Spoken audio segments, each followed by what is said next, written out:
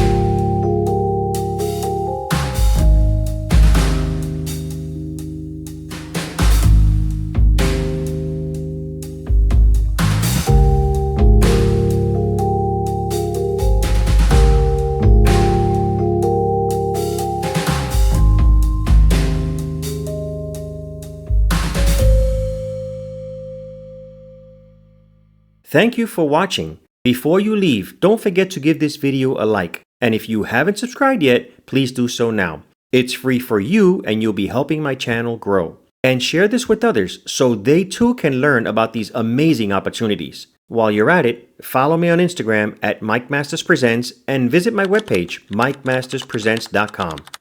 Until next time, have a great day.